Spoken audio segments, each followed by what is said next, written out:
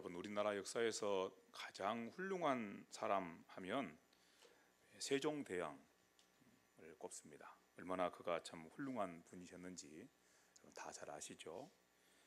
근데 이 세종대왕의 아들들이 한결같이 다 뛰어난 아들들이었습니다. 얼마나 참 뛰어난 그런 아들들이었는지 모릅니다. 역사의 기록을 보면 세종대왕의 아들들이 얼마나 뛰어났는지 우리가 알 수가 있는데, 이스라엘의 역사에서 가장 훌륭한 왕 그러면 다윗 왕입니다. 그런데 다윗 왕의 아들들도 가만히 성경 읽으면 한결같이 다 뛰어난 그런 아들들이었습니다. 다윗의 아들들 가운데 가장 우리 귀에 익숙한 사람은 아무래도 솔로몬이죠. 솔로몬 하면은 세상 역사 가운데서 물론 성경에 그가 이름을 올렸기 때문에 그러기도 합니다만은, 어쨌든 솔로몬 얼마나 참 뛰어난 그런 왕이었습니까? 다윗의 아들입니다. 그리고 오늘 우리가 함께 읽은 말씀에서 만나는 이 압살롬이라는 이 다윗의 아들, 압살롬이 참 비극으로 그의 인생을 끝마치긴 했지만 가만히 성경을 읽으면 얼마나 이 압살롬이 뛰어난 사람인가를 알 수 있습니다. 여기 성경이 이렇게 말씀하는 말씀을 보게 됩니다. 사무엘하 14장 25절 말씀에 나오는 말씀인데, 온 이스라엘 가운데에서 압살롬같이 아름다움으로 크게 칭찬받는 자가 없었다, 이렇게 말씀합니다. 온 이스라엘 가운데서 압살롬같이 아름다움으로 크게 칭찬받는 자가 없었으니 그는 발바닥부터 정수리까지 흠이 없는 사람이었다, 이렇게 말씀합니다. 얼마나 참 대단하면, 얼마나 참 잘났으면 이런 평가를 받을 수 있을까요? 발바닥에서부터 정수리까지 흠이 없는 사람이었다. 제가 이 말씀을 생각하면서 가만히 어떤 말로 이 사람의 이 아름다움을 표현할까 생각을 해봤더니 이런 말이 생각났습니다. 한마디로 압살롬은 사람들에게 매력 덩어리 그 자체였다. 사람이 압살롬 보면 푹 빠지는 거예요. 왜냐하면 압살롬이 사람들의 관심과 사랑을 다 자기에게로 끌어모아가지고, 그래서 모든 사람들로 하여금 자기를 칭송하게 만드는 어떤 그런 매력이 있었던 것이지요. 얼마나 잘생겼을까?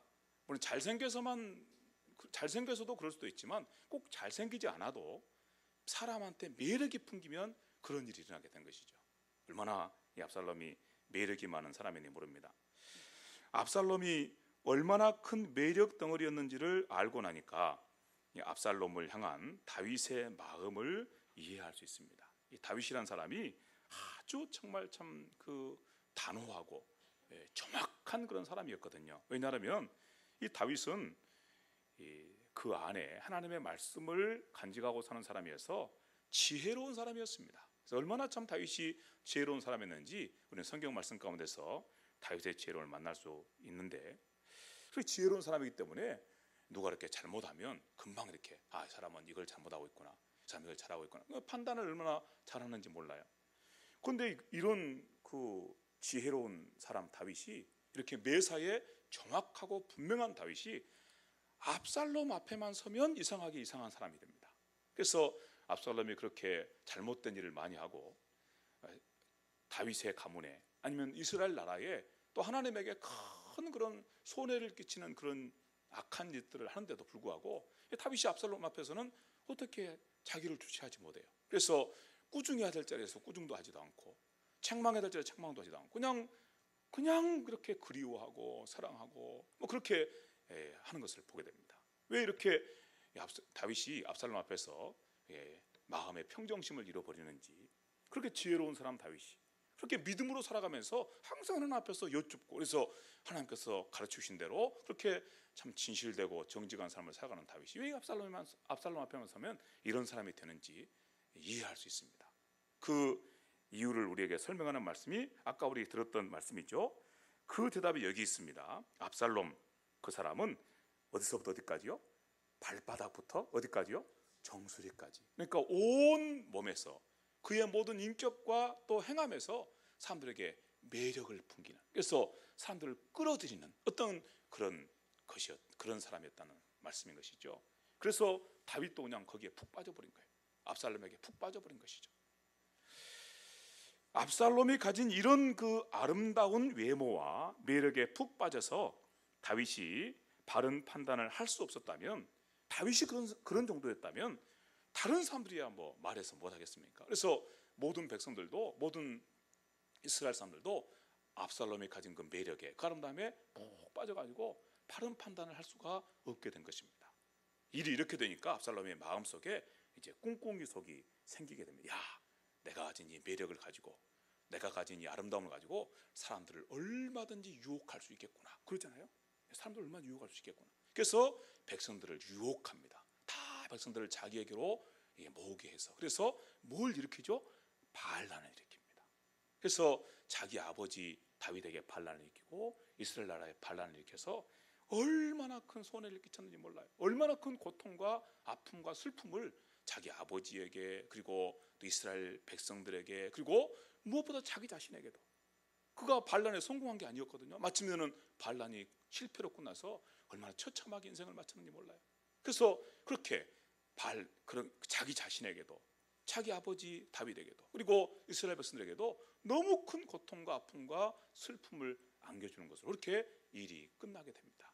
이런 모습들을 보면서 우리가 참 교훈을 받아야 될 그런 교훈들이 몇 가지가 있어요. 그래서 오늘 우리가 함께 그 말씀을 나누려고 합니다. 먼저 첫 번째 우리가 이 이야기를 통해서 받을 교훈은 이런 겁니다. 사람은 누구나 정말 연약하고 보잘것없는 존재라는 사실입니다. 우리가 이 말씀을 들으니까 또 뜬금없는 그런 이야기처럼 들릴 수 있습니다. 압살롬이 얼마나 매력 덩어리였는지에 대해서 말씀을 나누다가 갑자기 이런 이야기들을 통해서 우리가 받을 교훈이 뭡니까? 하면서 사람은 정말 연약하고 보잘것없는 존재다, 이렇게 말씀을 드리니까 목사님 또 무슨 그런 뜬금없는 말씀을 하십니까? 아니면 뭐 항상 우리가 설교를 들으면서 이런 내용들을 들어왔기 때문에 또 그 이야기입니까? 이렇게 여러분이 말씀하실지 모르겠습니다. 그러나 사실입니다. 그리고 바로 그 자리에서 모든 일들이 시작된 걸 보게 됩니다. 뭐라고요? 사람은 연약하고 보잘것없는 존재라는 것입니다. 다시 한번요. 뭐라고요? 사람은 연약하고 보잘것없는 존재예요. 얼마나 보잘것없는 존재인지 모릅니다. 왜 이런 사실 우리가 다시 확인하게 되는가 하면, 우리가 방금 전에 말씀을 나눴잖아요. 압살롬이 참 매력이 많은 사람이에요. 얼마나 참 그 외모가 아름다운 사람인지 모릅니다. 모든 사람들이 압살롬을 보면 그냥 거기에 푹 빠져요. 그래서 사랑할 수밖에 없어요. 칭찬할 수밖에 없는 그런 사람입니다. 그런데 압살롬의 어떤 모습을 보고 사람들이 그렇게 압살롬에 끌리느냐, 그 말이에요. 압살롬의 속입니까? 아니면 겉모습입니까? 겉모습 보고, 압살롬의 그 겉모습 보고 그렇게 사람들이 압살롬에 끌리는 것이죠. 참 이런 모습이 인생의 그런 연약한 모습입니다. 보잘것없는 모습입니다. 우리한테는 사람의 속을 들여다볼 수 있는 능력이 있습니까? 없습니까? 없습니다. 그런 능력이 없어요. 그게 참 안타까운 일이죠. 누구 사람의 속을 좀 우리가 탁탁 꿰뚫어본다면, 그런다면 누가 이렇게 나를 속이려고 달려들거나 나를 유혹하고 달려들면 요거 봐라 그럴 거 아니에요. 그런데 알 길이 없어요. 정말 누군가가 나를 속이겠다고 작정하고 달려들면 우리는 속아 넘어갈 수밖에 없습니다. 우리는 속은 보지 못하고 무엇밖에 보지 못하기 때문이죠? 겉모습밖에 보지 못하기 때문이죠. 일이 이렇다고 말입니다. 그래서 인생이 연약하고 보잘것없는 존재다, 이렇게 말씀드리는 것입니다. 여러분, 우리가 우리 앞에 최소한 우리를 속이려고 달려드는 누군가가 있으면, 우리를 망하게 하려고 달려드는 누군가가 있으면 그건 알아볼 수 있어야 되잖아요. 우리를 속이려고 달려드는 그 사기꾼을 알아보지 못하면 우리 인생이 얼마나 참 비참하게 되겠습니까? 그러잖아요. 우리를 망하게 하려고 달려드는 그런 누군가가 있을 때 우리가 그 정체는 알아볼 수 있어야죠. 그래야 속아 넘어가지 않고, 그래서 파멸로 우리 인생이 끝나지 않을 것 아닙니까? 그런데 우리는 그럴 수 있다 없다? 없다니까요. 그게 안 되는 거예요. 왜냐하면 우리는 속을 보지 못하고 무엇밖에 못 보니까? 겉모습밖에 못 보니까. 이게 참 얼마나 우리를 안타깝게 하는지 모릅니다. 우리를 비참하게 하는지 모릅니다. 여러분, 다시 한번 말씀을 새기십시오. 사람은 연약하고 보잘것없구나. 어떻게 내가 누구의 속을 모르고 겉모습만 보고 그렇게 판단하고 그렇게 갈까? 왜 그럴 수밖에 없을까? 생각해 보면 참 비참해지고 참 안타까워집니다. 여기 압살롬을 한번 보시기 바랍니다. 우리가 지금 압살롬에 대한 이야기를 나누고 있으니까 압살롬을 보시면 이 압살롬이라는 사람이 마음속에 이제 작정을 합니다. 야, 내가 이제부터 반란을 준비해야 되겠다. 반란을 준비해서 그래서 내 아버지를 왕에서 끌어내리고 내가 그 왕위를 차지해야 되겠다. 이렇게 이제 마음에 작정합니다. 근데 사람들이 압니까 모릅니까? 모르죠. 그 속을 누가 압니까?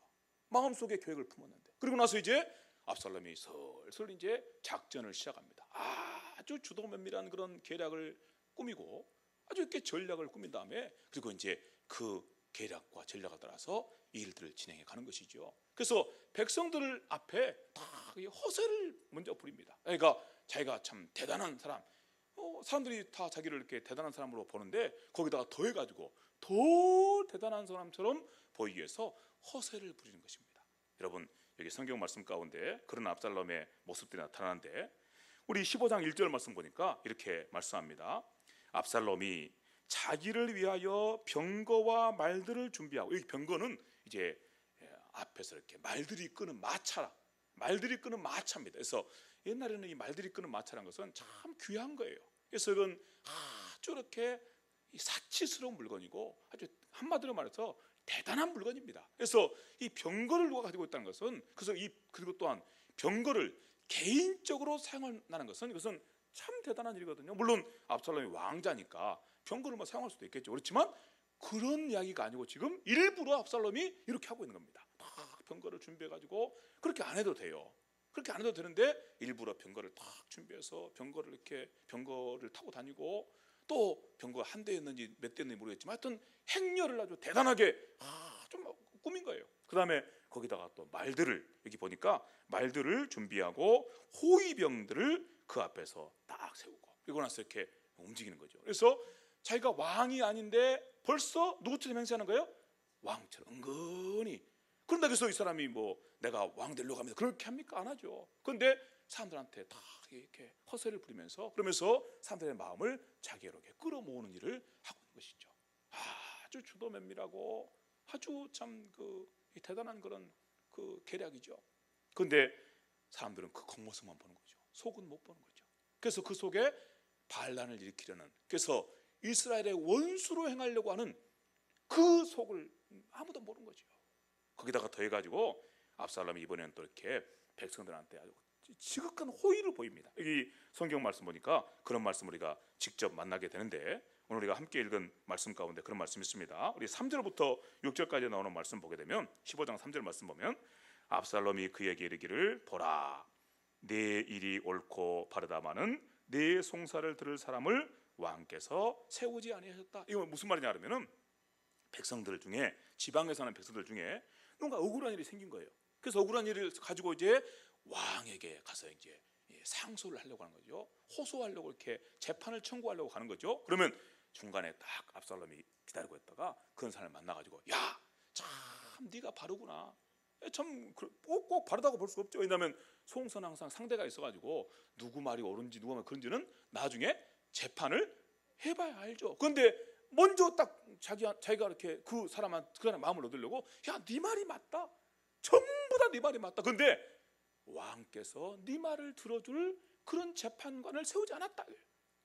그래서 왕께서 세우지 않았기 때문에 누가 그 노릇을 해주겠다? 내가 해주겠다. 내가 재판관이 돼가지고 너를 위해서 정의를 베풀어 주겠다. 탁 하면서 이렇게 막 자기가 그 사람이 옳다고 막 이렇게 그 사람 편을 들어준 거예요. 그러면 사람이 좋아할까요? 싫어할까요? 좋아하죠. 얼마나 좋아하겠어요. 야, 어떻게 이런 왕자님께서 내 속을 알아주실까? 그런데 거기다가 더해가지고 이런 짓을 한 것을 보게 됩니다. 여러분 한번 같이 말씀 한번 보시면 우리 5절 말씀이 이렇게 말씀하죠. 그 사람이 이제 너무 고맙고 감사해서 그 사람이 가까이 와서 그에게 절하려고, 딱 왕자님이니까요. 왕자님이니까 딱 절하려고 하면 무슨 절은 절이냐, 너와 나는 형제다며 딱 이렇게 가지고 절하지 못하게 하고 딱 입을 맞춰주는 거예요. 야, 이 정도 되면은 얼마나 대단한 호의입니까? 이러니 사람이 속아 넘어가죠. 그런데 그건 겉모습이에요. 속은 뭐예요? 그 사람을 위하는 사람입니까? 자기를 위한 사람입니까? 자기를 위한 사람이에요. 나중에 그 사람을 망하게 할 사람입니까? 그 사람을 흥하게 할 사람입니까? 망하게 할 사람이에요. 온 나라를 전쟁터로 몰아놓고, 그래서 서로 두 편으로 나눠서 그렇게 끔찍한 전쟁의 그런 아픔과 고통 속으로 몰아넣는 그 사람이 이 압살롬이다. 그 누가 그걸 압니까? 아무도 모르는 거죠. 그렇게 무슨 절은 절이냐? 너와 나는 형제다. 왕자님이 그러니 그 압살롬의 그 거짓 호의에 빠져들지 않을 사람이 누가 있겠어요? 이런 모습이 바로 성경에 소개되어 있는 압살롬의 모습입니다. 자, 이런 압살롬의 속임수, 우리가 볼 때는 이런 뻔한 속임수 같은데 그러잖아요. 뻔한 속임수 같은데, 그런데 이 속임수에 다 넘어간 거예요. 다 넘어간 거예요. 여러분, 얼마나 참 안타까운 그런 모습인지 모르죠.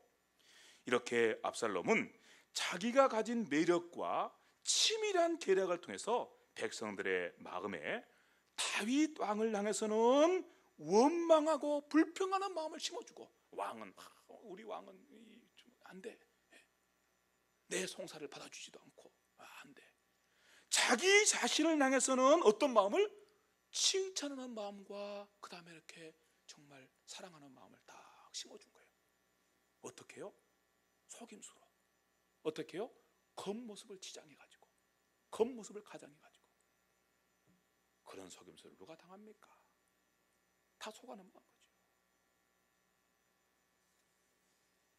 그러나 사실은 그런 압살롬의 속임수에 속아서 압살롬의 편에 서는 백성들은 독사를 손에 쥔 것과 마찬가지예요. 전갈을 품에 품은 것과 마찬가지예요. 가시나무를 그 품에 안고 있다가 그 가시나무에서 불이 나와서 자기를 살라버릴 그런 자리에 있는 것입니다. 그런데 그 사실을 모르고 압살롬의 그 속임수와 유혹에 다 넘어가고 있습니다. 참, 이 정도 되면은 제가 왜 아까 처음에 그런 말씀 드렸는지 아시겠죠? 사람은 연약하고 뭐다고요? 보잘것없는 존재다. 왜 이렇게 넘어갑니까? 이렇게. 그 압살롬 속에 뭐가 있는지 안다면 왜 넘어갑니까? 안 넘어갔잖아요. 그런데 다 넘어가요. 다 넘어가요. 심지어 다윗 왕도 속아 넘어갑니다. 다윗 왕도. 이제 압살롬이 모든 준비를 다 갖췄어요. 야, 이제 반란을 일으키기만 하면 된다. 그러고 나서 이제 다윗 왕을 찾아갑니다. 그리고 나서 다윗 왕을 향해서 이런 요청합니다. 왕이시여, 제가 아주 오래전부터 하나님 앞에 정말 소원한 거 있습니다.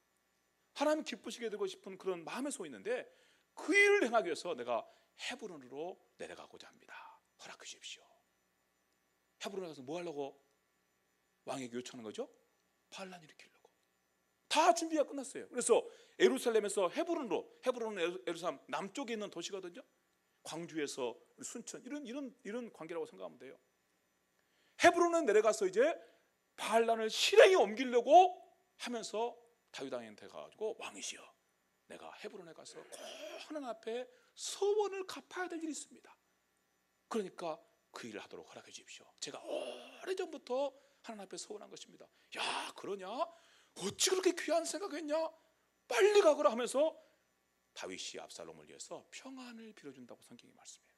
평안을 빌어줬다. 여러분, 성경 말씀 한번 사무엘하 우리 15장 9절 말씀 보시면 한번 읽어볼까요? 사무엘하 15장 9절 한번 읽어보겠습니다. 시작. 왕이 그에게 이르되 평안히 가라 하니 그가 일어나 헤브론으로 가니라. 여러분, 지금 다윗이 무슨 짓을 하고 있는 거죠? 무슨 짓을요? 반란을 일으키러 가는 자기 아들 압살롬에게 복을 빌어주고 있어요. 이게 참 속을 들여다보면 좀 충격적입니다. 다윗이 평안히 가라, 하나님과 너에게 복을 주시길 원하노라, 이 말은 뒤집어서 말하면 무슨 말이 되는 거죠? 가서 반란 잘해라, 이 말이에요. 가서 반란 준비 다 끝났냐? 가서 열심히 반란 잘해라. 다윗은 그런 마음입니까? 아닙니까? 아니죠. 그렇지 않죠. 속을 모르니까 그런 거예요. 속을 모르니까 이런 비참한 일이 생기는 거예요. 반란 일으키러 가는 아들 향해서 반란 준비 잘했냐? 가서 평안하게 그 일 잘해라, 이러면서 평안을 빌어주고 복을 빌어서 보낸다고요. 이게 참, 이 정도 되면 인생이 비참한 인생 아닙니까? 얼마나 기가 막힌 인생입니까? 속을 모르니, 속을 안다면야 이런 일이 벌어지겠습니까? 그 속을 모르니, 겉모습밖에 못 보니, 그러니 이런 비참한 일이, 이런 기가 막힌 일이 일어나고 있는 것이죠. 여러분, 이렇게 우리가 함께 같이 말씀을 읽고 들으면서 또다시 우리는 우리 자신에 대해서 절망하게 됩니다. 우리는 참 연약하고 보잘것없는 인생이에요. 여러분, 인정하십니까? 인정하시기 바랍니다. 이 압살롬에게 속아 넘어가는 이스라엘 백성들만 그런 게 아니고요, 그리고 압살롬에 속아 넘어간 이 다윗 왕만 그런 것이 아니고 우리들도 마찬가지입니다. 누군가가 우리를 속이겠다고 작정하고 달려들면 우리는 감당이 안 돼요. 그래서 참 우리에게 있는 유명한 그런 속담 비슷한 격언이 있어요. 사기꾼은 안 만나는 것이 상책이다.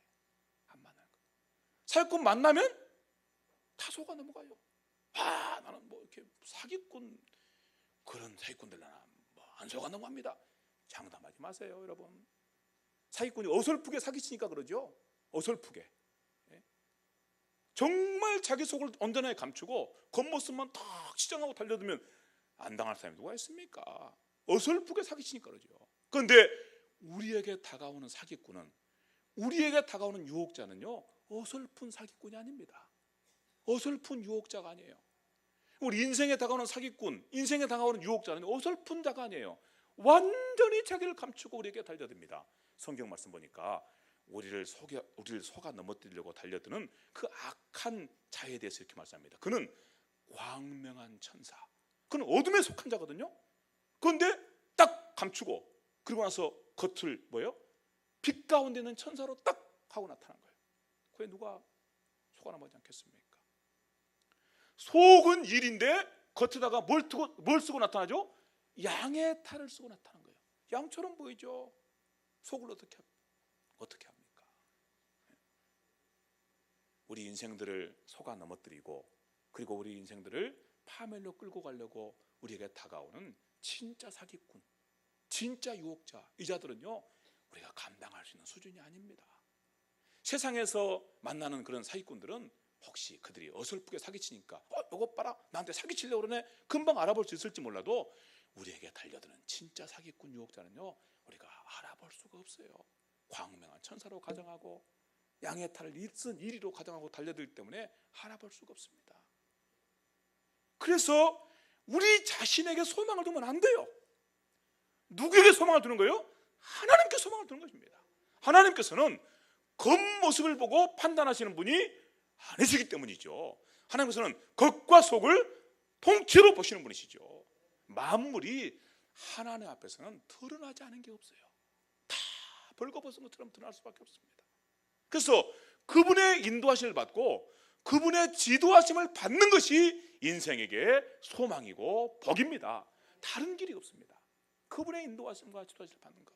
그래서 우리가 다시 한번 또 하나님의 은혜를 구할 수밖에 없어요. 하나님, 제가 이렇게 연약하고 보잘것없는 인생입니다.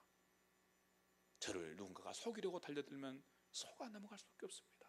그가 나를 망하게 하려고 하는 것인지, 나를 파멸을 끌고 가려는지 까마득하게 알지 못한 채 그렇게 속아 넘어가서 그 악한 자의 편에 설 수밖에 없는 그런 자입니다. 하나님의 은혜가 필요합니다. 하나님의 지도하심이 필요합니다. 하나님의 인도하심이 필요합니다.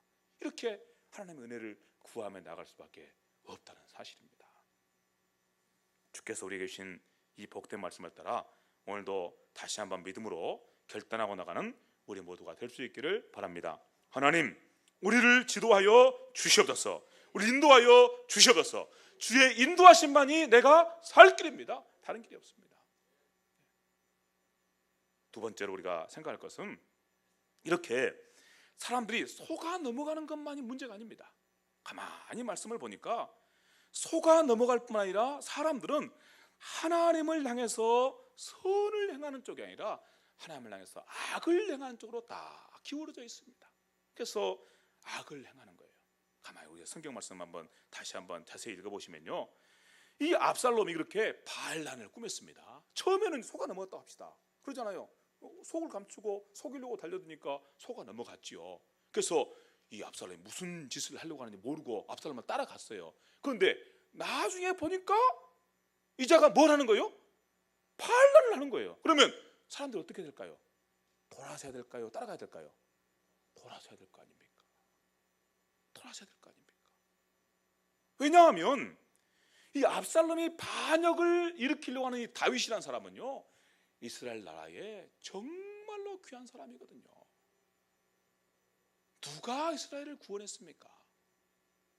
누가 이스라엘을 블레셋의 손에서, 그 주변의 모든 적들의 손에서 구원해서 그렇게 영광스러운 나라로 세웠습니까?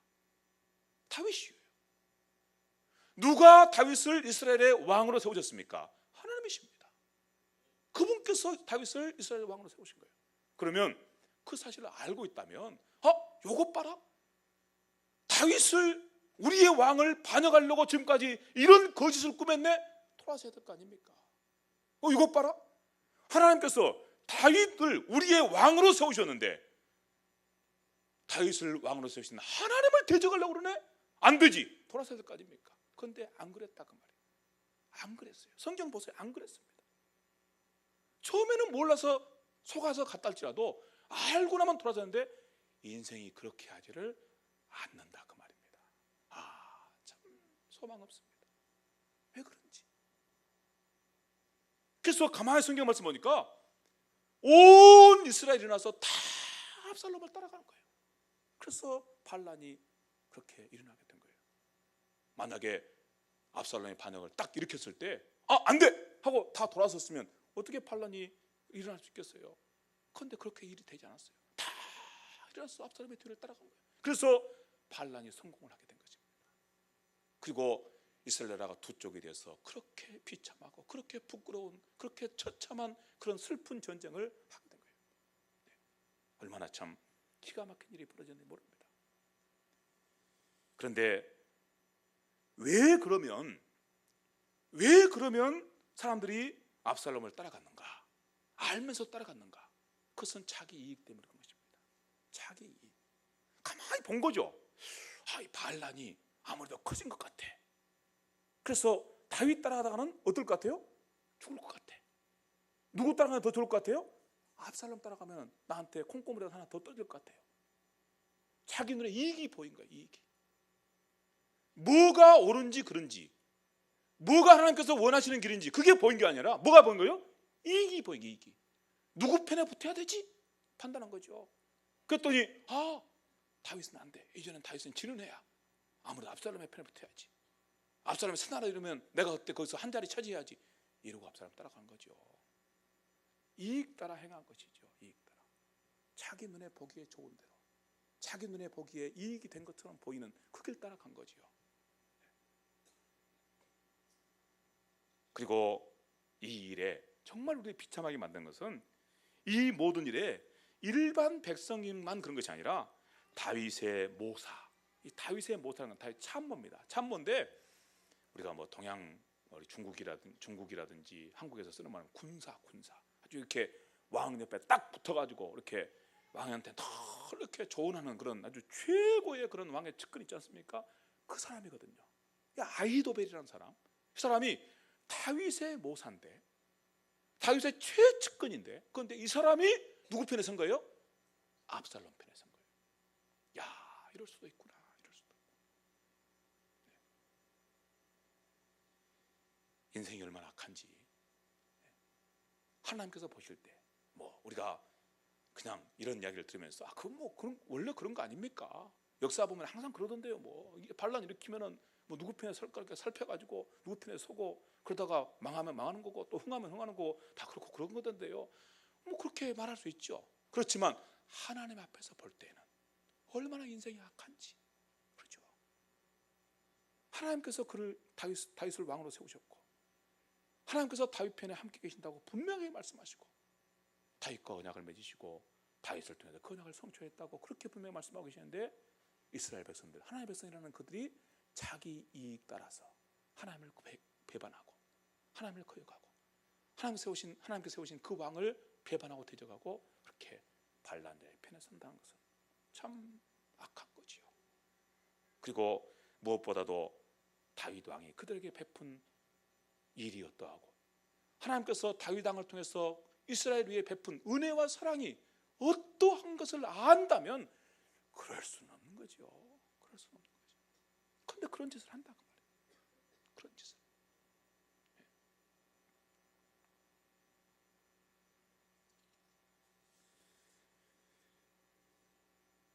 여러분, 세상 가운데 가끔 이런 사람이 있습니다. 자기 목숨을 잃어버릴 줄 알면서도 정말 위험한 가운데는 누군가를 돕기 위해서 그 위험한 자리에 뛰어드는 사람, 그런 사람이 있죠.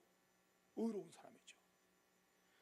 자기가 뻔히 손해볼 줄 알면서도 나라가 위기에 처하면 나라를 위해서 자기의 모든 걸 다 내어놓는 사람, 심지어 자기 목숨도 내어놓는 사람 그 있죠? 있습니까? 있죠. 얼마나 어려운 사람입니까? 어려운 사람들이죠. 그런데 그렇게는 못할지언정 하나님께서 세우신 왕과 그를 왕으로 세우신 하나님을 배반하고 대적하며 나가는 인생들, 이 이스라엘 백성 얼마나 악합니까? 얼마나 참 비참합니까? 인생이 그렇습니다. 그래서 인생에게는 소망이 없다. 인생에 소망이 없어요.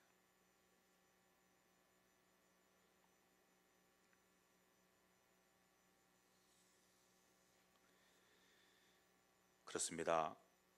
지금 이스라엘 백성은 다윗 왕을 배반하여서 반란을 일으킨 것이 아니고 그를 이스라엘 위에 왕으로 세우신 하나님을 향해서 반역을 하고 있습니다. 그렇다면 이 반역이 성공을 거둘 수 있을까요? 없습니다. 그 반역과 그 반란의 끝은 무엇입니까? 파멸입니다. 파멸. 하나님을 대적하는 인생이 어떻게 살기를 바라겠어요? 하나님을 대적하고서 어떻게 인생이 잘 되기를 바라겠습니까? 그 마지막 끝은 딱 결정되어 있습니다. 그런데 그 길로 가고 있는 겁니다.